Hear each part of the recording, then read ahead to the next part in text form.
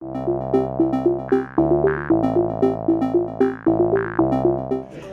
this is some work that we did as part of the shirt grant here with Monson, and also was supported by EDCO, OMAFRA, and then our own, the Prosperity Institute also threw in some of our own resource in terms of making this happen. The goal behind the report was to actually try to find communities, well, we did find, so we didn't try, but to find communities across Ontario, especially in non-metropolitan settings. We've always kind of talked about it as rural Ontario, but then it wasn't really rural, but at least non-metropolitan areas. And the goal really behind it was to find places that were all kind of facing their own set of challenges.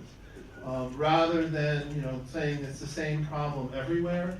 One of the big things for us was actually understanding and recognizing we have a pretty big province. And there's an awful lot of different challenges and problems being faced across it. And so the goal behind the whole thing was say, let's find some of these communities and identify them and then benchmark them so that we actually are looking at and providing information. So we ended up benchmarking 50 communities across Ontario, looking specifically at kind of the creative economy indicators, which for us means looking at measures of technology, of talent, of tolerance and diversity, and getting a sense of kind of quality of place and trying to understand what was going on. And so we benchmarked all of these communities across Ontario with the goal of, one, now there's information out there for 50 communities, so even if your community wasn't one that we picked, information is available, right? So it's all there, everything's up and posted on the website. But also it helps to be able to try to look at these and kind of see what's going on and help identify what's happening. If I use the remote correctly. So we really were, as I said, trying to identify these regions, and I'm going to talk a little bit about what they are, and the results. I will, knowing the amount of time I have and making sure I leave Dave enough time to be able to talk a little bit about Brockville. 50 communities and 5 benchmarks, and getting an academic in front of you, yes, I could talk all day. So I am by nature, just by pretty much forced to go through some of this stuff pretty quickly. Recognize that the report is available both on our website, on the Monson website, it's on the project website, it's the project site as well. And it's huge. But there's a lot of information there, and so this is kind of just meant to be the appetizer, if you will. It is not meant to be the full meal. So spend some time, look at what's here and say, well, this is interesting. I want to know more about what's going on in Dryden. Great, here's an opportunity, right? So recognize that I said, given what we have to work with. That said, I will, however, give you this. So there you go. Those are all the results. This is the important thing. This is 50 communities across Ontario, how they rank on the Creativity Index, which actually pulls technology, talent, and tolerance together to come up with an overall thing. Okay, it's a little small and hard to read. So we can sort it. There, it looks like that. That's what the 5 regions look like. Now this is actually interesting because even though you can't read it, and I know you can't read it, but it's important to keep in mind, so we actually looked at 5 regions. Across the regions, if you actually look across Ontario, you see we have a pretty diverse set of performance, right? So we're seeing lots of different things happening. And even within the regions you actually see, right? Not one region is particularly outperforming the others, which is actually kind of good. I mean, to me it says, all right, I think we made some good choices. Now we worked closely with EDCO when we were working on this initially in terms of who we benchmarked and how we did it. And coming up with those communities. But I think it's nice, even just if nothing all, it's just to kind of mesmerize you with the overall pretty pictures. It does at least say, hey, we picked some pretty interesting things. So I think there's some really interesting stuff, I said, contained in all 900 pages of the report. But it is lots of pictures, though, lots of pictures. So as I said, we did 5 regions. We actually created our own because when we were looking at trying to figure out what was going on, we used the standard economic regions as a basis, but those didn't particularly work. And we also need the goal of trying to identify places that were facing different challenges And when it came especially to kind of northern Ontario, what exactly is north and what isn't? Just because it's north of Bloor doesn't mean it's northern Ontario. But being able to separate them out. So we actually did come up with basically our own regions across the province. And I said not any particular order, but the first here was the central region. The community here is actually Midland, where I'm continuing. I've done some work and still the mayors invite me up there all the time. So to go up and do stuff and work in Midland, and then we kind of looked at communities around. Now the Midland, which is here, the darker kind of blue communities are the actual benchmarks, the places that we benchmark Midland against. For the most part, we always tried to pick a benchmark community that was not adjacent to a metropolitan area. And then we also tried to pick comparators as much as we could. We ended up with the kind of issue down here with West Lincoln, just because in central Ontario there's hardly anything that's not adjacent to a metropolitan area. So, but as much as we could to be able to compare it to other communities who were similarly situated, at least in terms of their kind of demographic geography, if you will, and kind of the places that they were sitting in. So you'll see this kind of similar pattern for all 5 of the regions that we looked. So we looked at Midland. One of the key things, right, the central region is very heavily metropolitan, not only Toronto, but Ottawa, Hamilton, et cetera, and a very large population.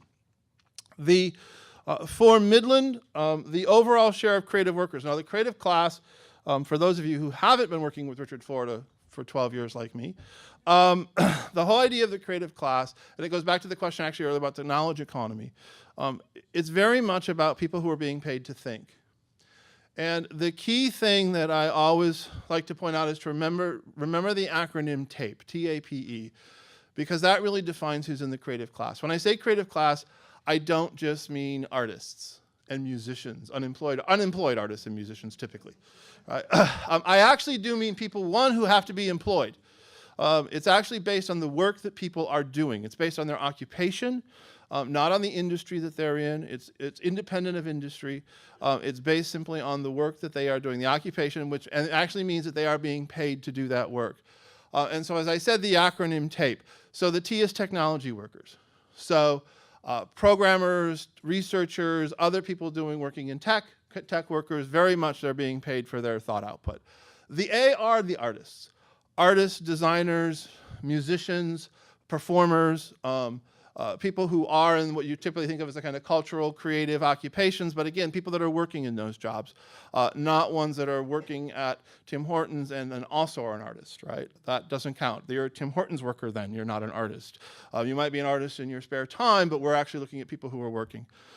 P are professionals. The professional classes, business, financial, medical, legal, most of whom, again, are highly educated, but an important part as well. And then the E are educators. The interesting thing about the creative class is people often say, oh, well, you're only getting people who have university degrees. Well, if you get a university degree in Canada or in North America, you've got about a 70% chance that you will end up in a creative job. So pretty much, if you have if you do graduate, you end up working in one of those kinds of jobs. However, only about 60% of the total people working in the creative class actually have a university degree.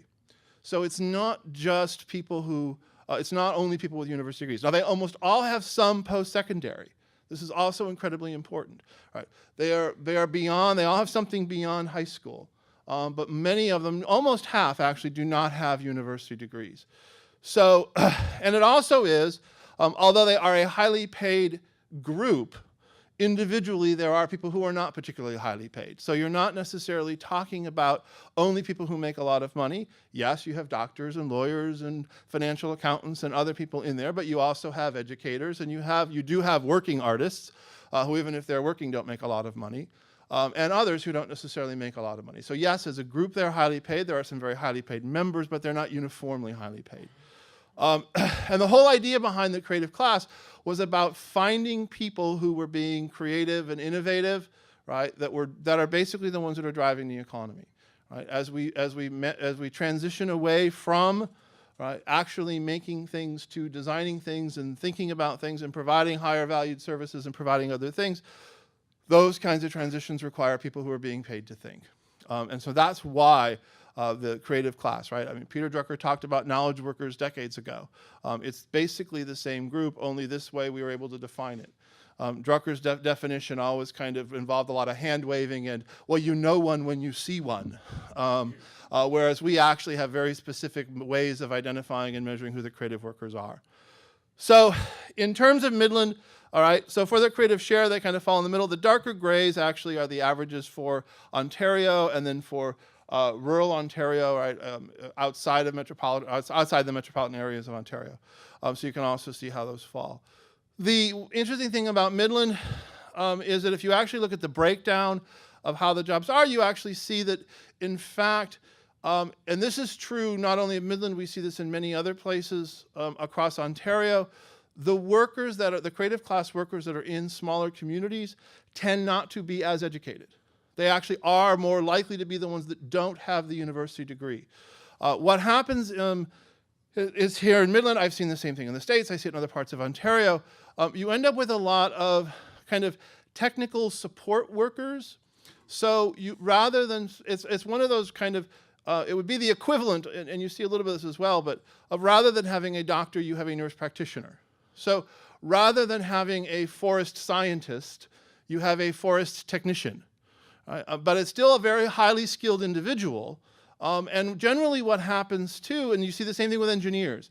It used to always be firms that couldn't attract a lot of engineers may have one or two engineers and then a lot of draftsmen. We don't use draftsmen anymore, it's all on computers, but you basically need the computer operators who are the draftsmen.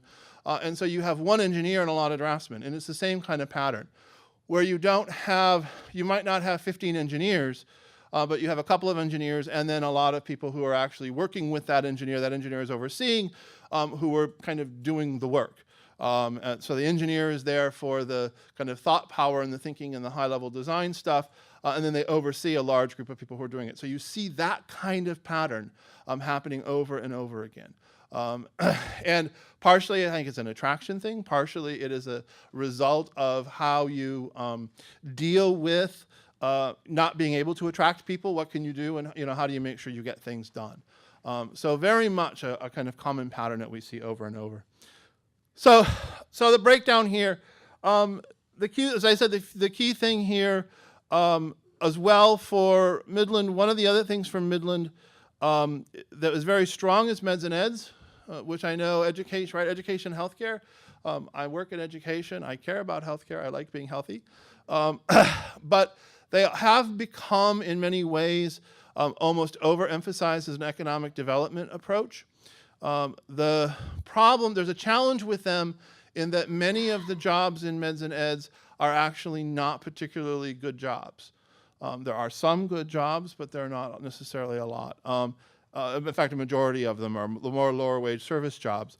Also for meds and eds, if you look, I've done a lot of work looking across the US, looking at other places also across Canada, and what you find is places that actually have very high levels of employment in medicine and education actually tend not to do very well in terms of other measures of growth and prosperity. So as a kind of strategy, it's been a strategy that lots of regions have tried to pursue. Is, oh, we're going to go after meds and eds, we're going to do meds and eds. But actually, as a strategy, it doesn't seem to work all that well. It's one of these where it's worked particularly well in a couple of places, like Rochester, Minnesota, home of the Mayo Clinic. But beyond that, it's much harder. So it's important to keep in mind, kind of thinking about the strategies and what's going on. So you do see this, especially we saw it in Midland, we'll see it in other places. In terms of the East, so here's Brockville, where we looked at Brockville, and again, some of the other communities around the East. The key thing for Brockville, for the Eastern region, about half of it is in metro, so about 40% of the East region actually is non-metropolitan, living in the rest of the province in the East. It is the region that has the highest creative class share, so much more creative workers in the East than there are in other parts of Ontario. And we looked at Brockville. A nice part about Brockville is they actually do very well. relative to the other benchmarks, relative to other places. They have a fairly large number of creative workers. And I think if I go to the next one, so they have a fairly large number of creative workers that are spread across the workforce. We've got the detailed breakdown thing in the report. I don't think I have it here. They also have a fairly high number of immigrants. One of the things that we look for, as I said, we like to look at technology, which I think is somewhat obvious as to why regions need to have somewhat of a tech base, and talent, and why you need talented, skilled people. The immigration and diversity question is a bigger one, but one of the things that we often see is that regions that are open to new people are also open to new ideas. Right? And one of the key things, if you want to be innovative, if you want to be successful, you have to be able to try new ideas, which means you have to be open to new things. And part of that shows up as being open to new people. So it can be immigrants, it can be gays and lesbians, it can be other populations, but one of the things that we do see is regions that actually do well, that tend to prosper, are places that actually have a fairly significant number of immigrants. Now, the other thing, of course, for immigrants is immigrants tend to have kids. The demographic issue is an important one, especially the aging demography across rural Ontario. So more immigrants also means bringing in also a younger population over time. And also as the older populations, right, people are retiring, you cannot spontaneously create 18-year-olds out of thin air, no matter how hard you try. You actually need to replace the workforce that you're losing. Just through retirement and through other attrition. So this is the way. I mean, in the next, I think I just saw that said in the next 10 years, the only growth that Canada will be experiencing is through immigration. The only growth that we will have as a country will be from people who we are admitting. Now, we are admitting about 250,000 people every 10 years currently. We're still on pace to do that. About half of them settle in the GTA, but that's where they settle. It's not where they stay. Right, so a lot of them will settle in Toronto, but will still move, right? And one of the things, I think I actually talk about it here, one of the opportunities, right, is steal Toronto's immigrants. Right?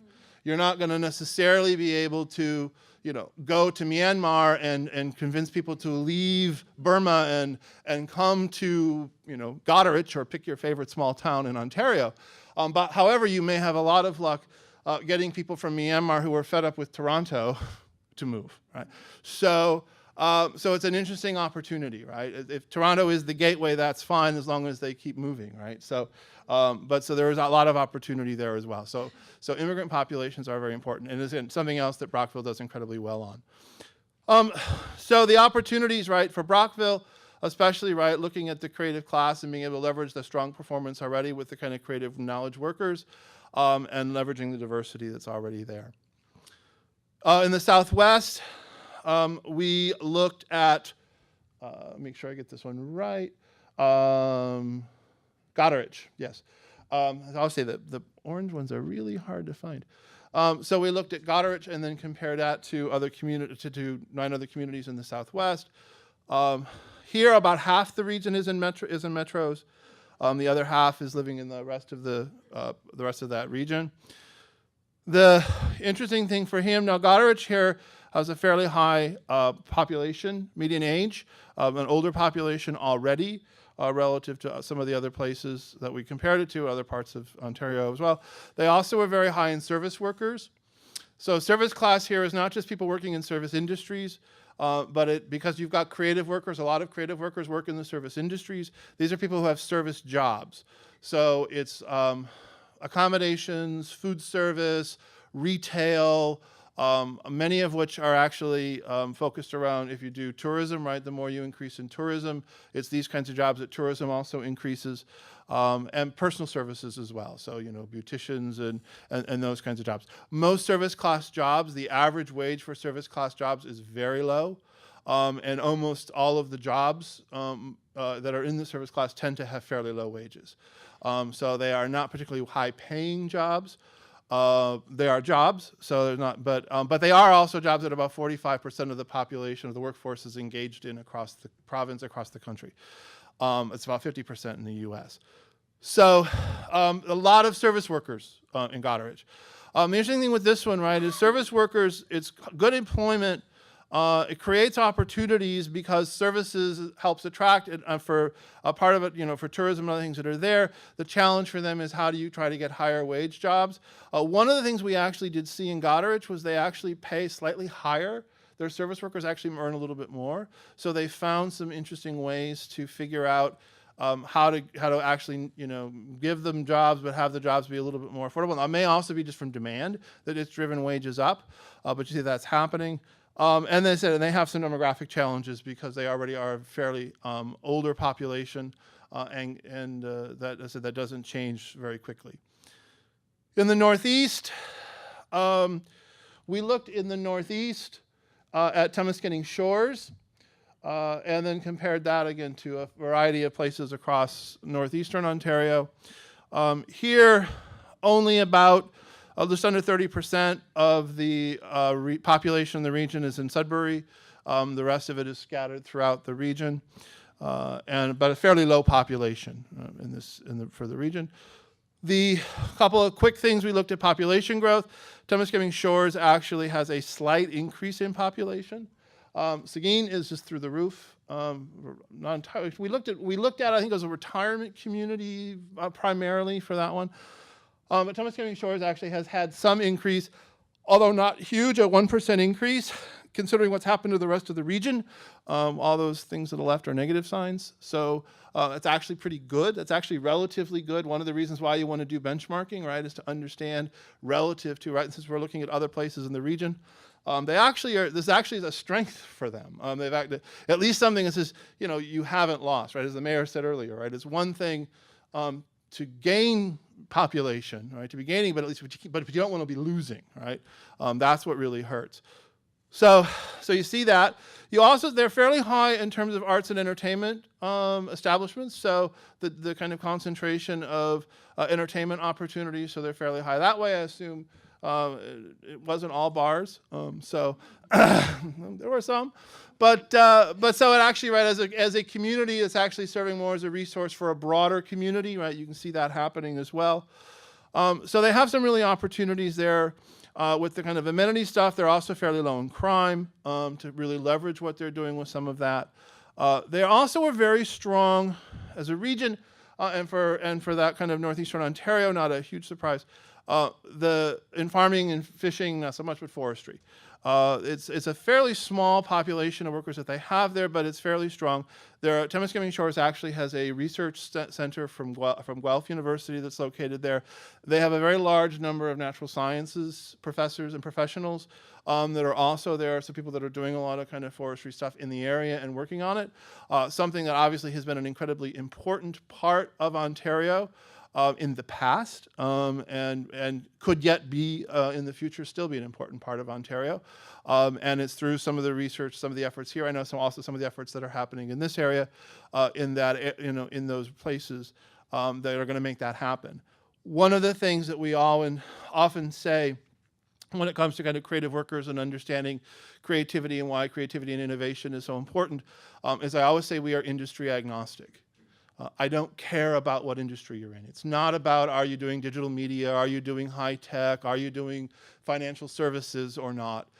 It's about, are you being creative and innovative? So the success for regions is going to come from having people who are being creative and innovative. And you can be creative and innovative with forestry and forestry-related products and services just as much as you can be with digital media. And it's understanding those opportunities and leveraging those opportunities where you're really going to be successful. If you don't have digital media, it doesn't do you a lot of good to focus a lot of attention on it. If you just simply don't have anything there, you have to really focus on what you do have and how you make that stronger, and that's where your success is going to come from. So this ability to say, no, look, we have a forestry sector, there's things going on here. And actually our last one in the Northwest, we looked at Dryden. And one of the things about Dryden that is absolutely fascinating is that it essentially, and it was funny because I've not been to Dryden. I've been to Thunder Bay. I've been to Whiteshell Provincial Park, so I've been close. But I actually maybe went through Dryden and didn't know it. But when I described Dryden, I said, everything we see, all the numbers we look at Dryden is like this little mini Toronto in terms of mining finance. they actually have a very strong, and I think I have it here. It's hard to see, I know, but they actually have a fairly strong cluster in financial services and professionals and other things that are going on. And so I was presenting this at an EdCo conference, and afterwards a woman came up and said, "I have economic development in Dryden. You were so right." So it's nice to know every once in a while that the data actually is correct.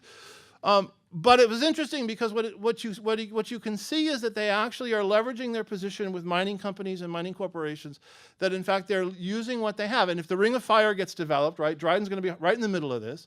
And so this opportunity of them saying, no, we can leverage what we have. We can use our opportunities, use the things that we have around us, which is, mines and mining companies and things that are going on, right?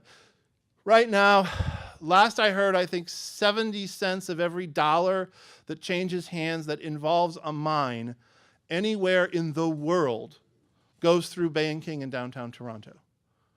Now, it's a small industry, right? But literally, anybody who's financing a mine anywhere in the world, they're going to do it through a Toronto firm. But if you're doing it in Ontario, if you're doing work in Ontario, right, you actually have locally available people who are working with the people down at Bay and King, but who are doing the work and are doing it there in Dryden. So Dryden is actually setting itself up as a really nice opportunity to be able to say, how do we, again, leverage our strength, leverage what we have. The challenge that they have, this is educated BA and above. So the challenge that they have is they don't necessarily have a lot of highly educated people. They're a little low for their region even, obviously lower than the kind of provincial averages, and about the same as the average for kind of all of general rural Ontario, which has lower, just simply has lower education levels, lower educational attainment. But for people with the BAs, right, BA and above, they're fairly low. So what it says is that they actually need to think about how they leverage the educational side, right? After just saying you have to be really careful with meds and eds, which is true, I'm now going to say Dryden needs more education. But because they do, right? They actually have I think one college, access to a community college. It's about it, right? They're actually close. Actually, I was informed Dryden is exactly halfway between Thunder Bay and Winnipeg, so they could go either way.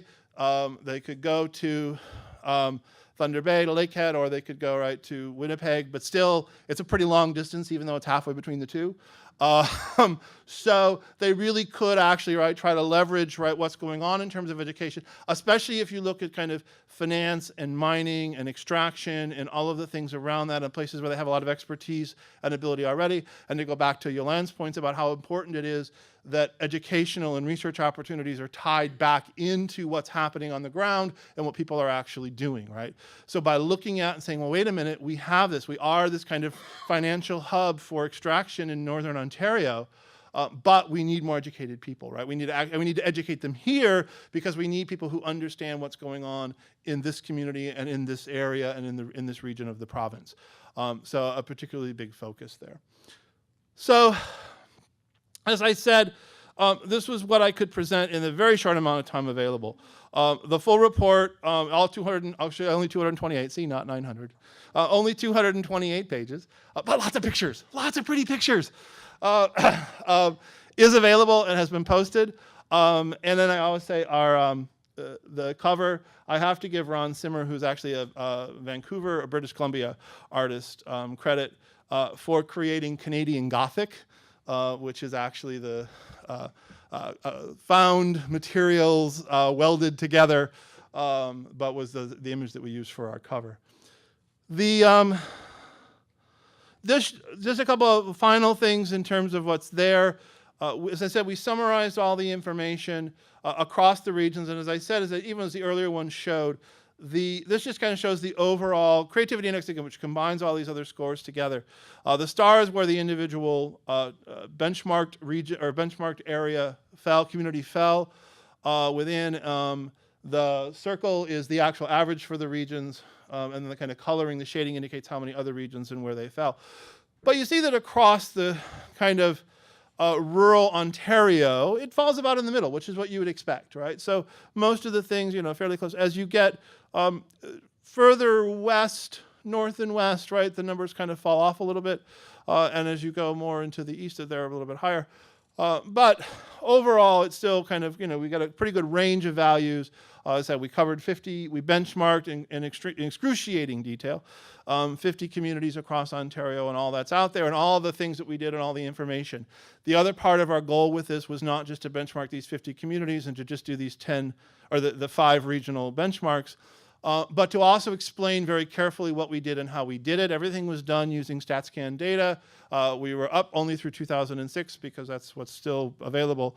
But how we did it, what we used, where the data came from, how we constructed all the measures, all that stuff is there. We basically did it for every community across Ontario and kind of picked the ones we wanted to benchmark. So I've had conversations with several places across Ontario that were not on the report, some that were on the report, about getting the information, what we've done. As I said, one of our goals with this was to create something that could be replicated so that somebody could sit down and say, oh, I see what they did and how they did it. It was basically, make everything exposed. Here's exactly how we did what we were doing, so that other regions could go in and look at it and use it. As I said, also, if you kind of fall on a boundary and you're, are we Eastern, are we Central? You create your own region, right? Just figure out what you need to do. So for regions to be able to kind of replicate this for themselves, that was a big part of the mission behind this report as well. So as I said, I don't really have conclusions because it's 5 different regions and 5 different things across the province, all having with different stories and different things that are going on. There are opportunities in rural areas. I think the key thing is to really make sure that you focus on understanding what you have, what your unique opportunities are, and how you really leverage those. You need to make the most of what you have available to you as opposed to copying what's been done elsewhere. And as I said, the report itself is really meant to be a toolkit, not a once and done report, but much more of a resource to be available to the economic development community and other interested people on understanding regions and kind of what are the components that go into them and how do they work and what are some things that you have to look at. My last few things, one of the key challenges, especially for rural communities, right, urban policy has become economic. Right? Success is being driven by how big your regions are and what your regions are doing and what's happening. So what do you do when you're not an urban area? Right? What happens to your economy? If urban policy is really what's driving economics, how do you face that? And I have this, and there's actually a video of me going through this once already that Moneson has posted as part of one of the earlier things. But really, I said there are 4 things, 3 in terms of regions of success. One is to think big. Which is to say, we're going to go beyond just your own community, but think into a broader region. The second is to look big, which is when you're dealing with kind of the outside world and who you're trying to attract and how you're trying to attract them. People don't stop at your boundaries just because your city ends or your county ends. All right, they look at the whole broader region and see what the region has to offer. And so it's important that you're selling yourself that way. The third one is I say, it's violent, but I don't know what else works. I say use a shotgun and not a rifle. And the thing about a shotgun is it's 100 little things, right? A shotgun sends out 100 BBs all over the place. Rifles are single bullets, right? So much of economic development is relied on the silver bullet, and the silver bullet almost never works. And what happens is you have to do 100 little things and see what works. And it's the 100 little things, none of which are very expensive, none of which have to be plated or made of silver, but that's where you're really going to get success is by trying a lot of little things.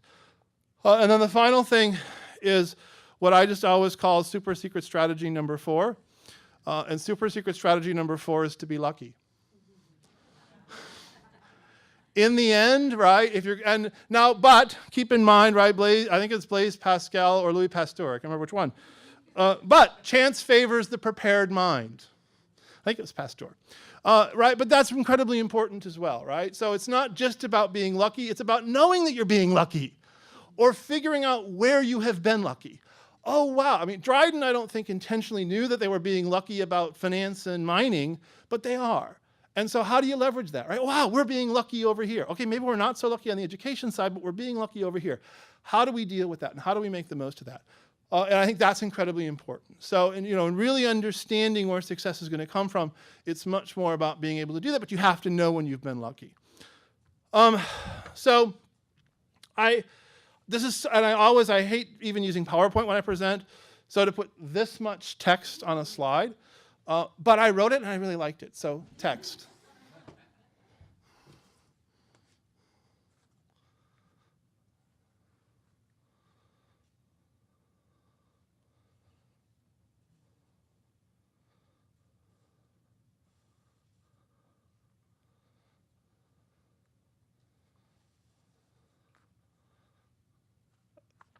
Good, we all read?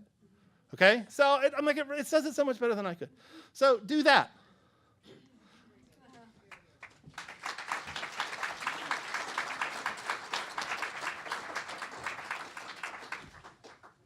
Thanks very much, Kevin. And Dave Paul's going to come and share his perspective as one of the profiled communities. Come on forward, Dave.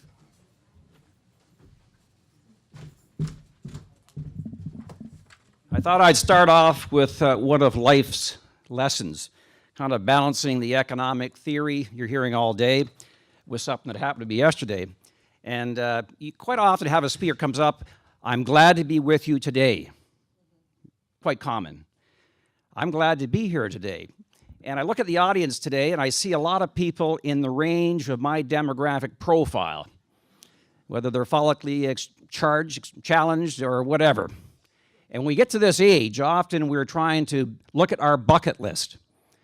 Well, I ticked something off my bucket list yesterday, and here's the life lesson that goes with it. I've always wanted to run some rapids in a kayak during the spring runoff.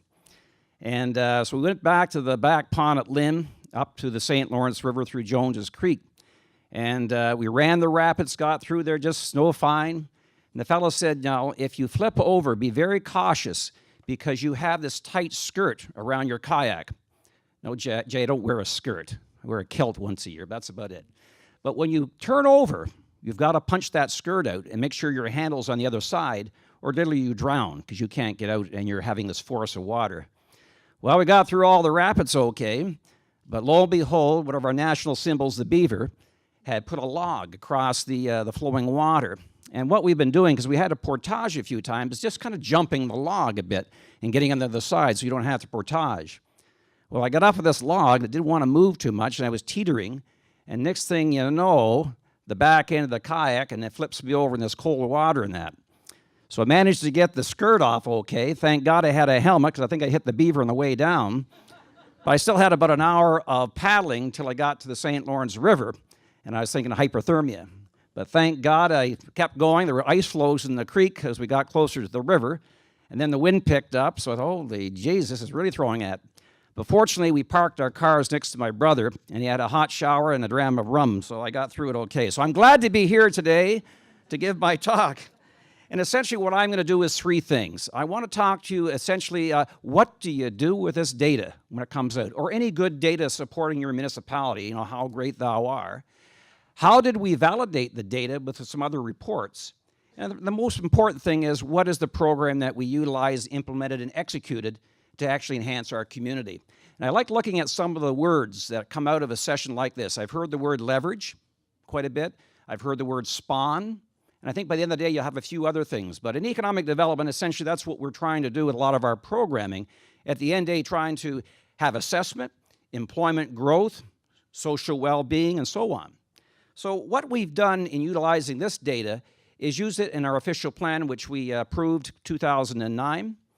We have also embedded the creative economy in our economic development strategy, which is also linked to our waterfront strategy. So it's actually in our policy documents. And also, we use it for our marketing promotion, our investment attraction, again, with the Ontario East Economic Development Association.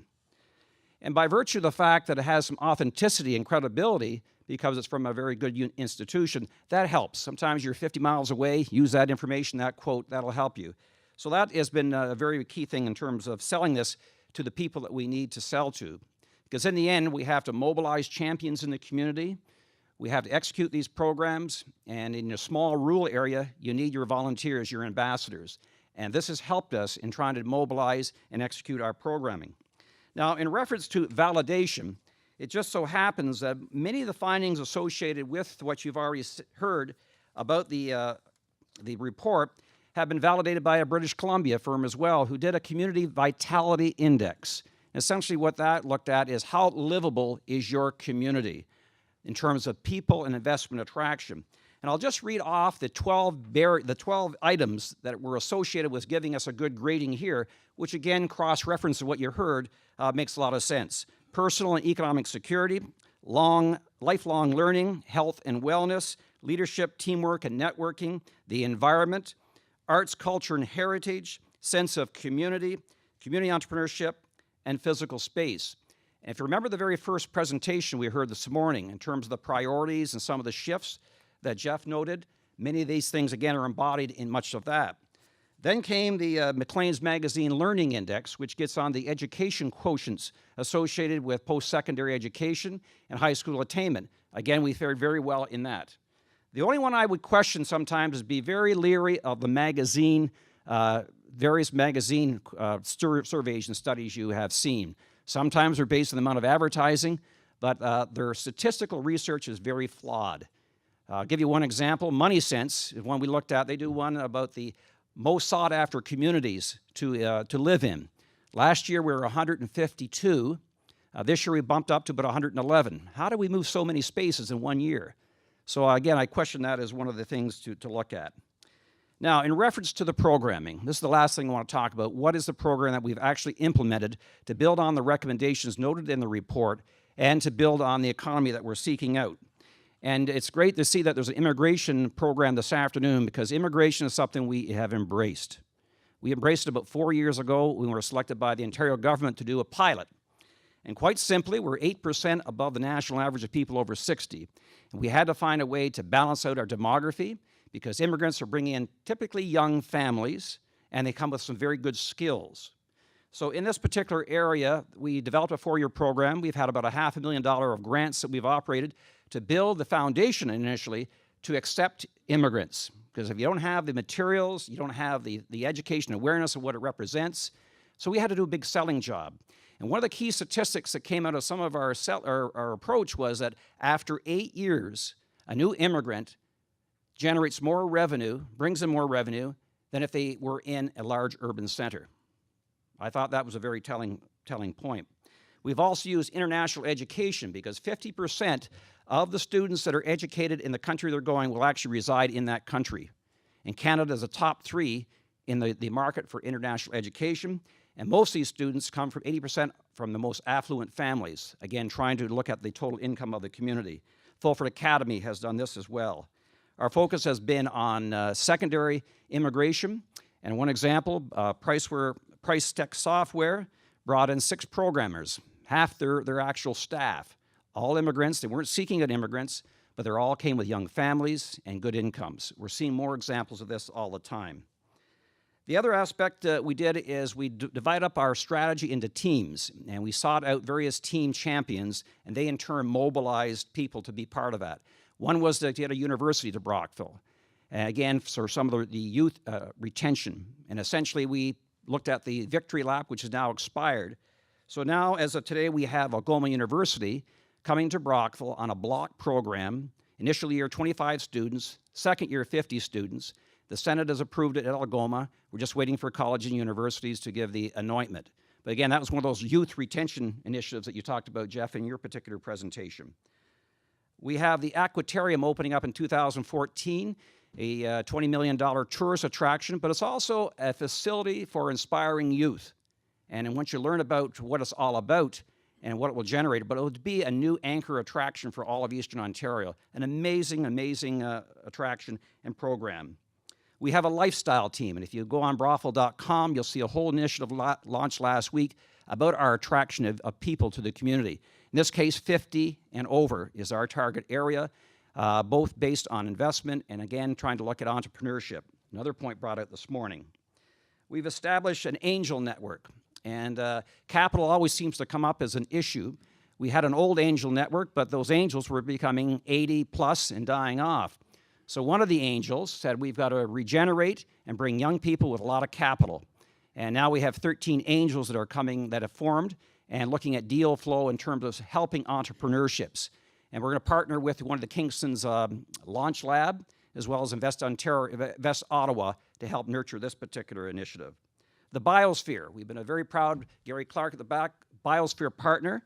and they are bringing in an international conference to Brockville this year at the Aquatarium, where over 50 countries will be involved in looking at innovative ways of sustainable development. This is the first time this has been in Canada, and the ultimate goal will be to have this facility actually based in Canada in future years. But again, a very, very important conference, a very high caliber conference, and the biosphere just emulates a lot of the aspects of what you've heard in the previous presentation. That's in October. And Gary Clark's at the back if you want to know a minute more about that.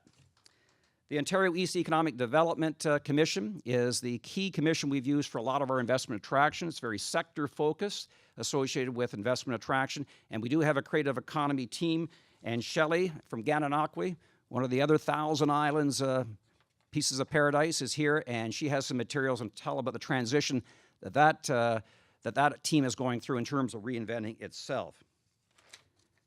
The railway tunnel, another initiative with Queen's University, bringing a lot of engineering people in. This is my last example, but we have a very unique railway tunnel. It's the oldest in Canada, but it's quite an engineering marvel. And we've had a lot of engineers in the community to reopen that, and the goal is to have it open up in 2 or 3 years. But again, from the high technology aspect, there's some things they've done that's just amazing. It's becoming a place of study, so I'll point that out. And last but not least, I just want to invite you to the Tall Ships Festival, June 14th. I couldn't get off this platform without pumping that. 13 tall ships from across the world, the most ships of any, I can do this, can I? Save and except Toronto's. But again, look at it from the standpoint of how you use a document to further your policies, to implement programming, to engage people and mobilize so you execute. If you don't do that, it's just another academic report that sits on the shelves. But there's a lot of very good data. I'm glad Brockville was mentioned 7 times in your presentations. That was very good. So we'll leave some time for some questions. Thank you very much. The mayor of Kingston is not the only one who gets to sell his community. Oh, yes. So are there any questions? I think we have time for just 1 or 2 questions, but for Kevin and or Dave. Yeah, right down here. You had on one of your last slides, avoid death by best practice. Could you just explain that, please? Yeah, one of the things that happens a lot is for economic developers, it's really hard to figure out what to do, right? I mean, Dave's just a great job kind of going through a long list of things that they're doing. It's like, oh, we could do that, we could do that, we could do that. The challenge becomes that people just kind of automatically copy what's being done somewhere else without really bothering to understand whether it's going to work for them or not. So you have an awful lot of major cities especially that have expanded convention centers and airports and things that that wasn't the right thing for them to do, but they didn't know what else to do. And so what happens is if you just copy by rote, copying can be a great thing, right? It's wonderful to find something that's really good and say, oh, wow, that's a great idea, that will work for us.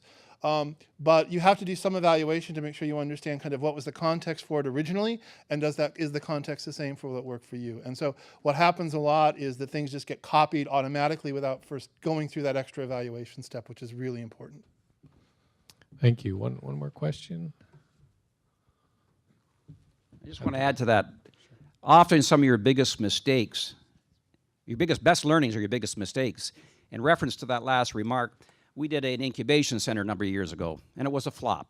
It didn't generate the commercializing of products that we thought it would, but it gives a good lesson in terms of whether we want to take that initiative again.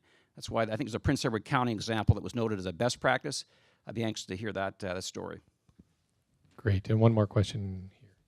I was just wondering earlier when you were talking about recruiting, attracting talent to the area, if any consideration was put into the attraction and retention of bilingual immigrants and the economic advantages that has for a region. Yes, we have a team actually that gets involved where we're dealing with someone from, say, Sweden. So we have all the information translated in Swedish. We have the people that are involved in the local community from Sweden as the reception. So they're actually walk through the community, walk through the programs. So there is somebody that's assigned, like an ambassador, to follow through. We've also got the materials right from the beginning. We have immigration portal that's done in many languages as well. So again, they feel that they're welcomed when they come into the community and there's somebody that's with them. Does that answer your question? Okay. you.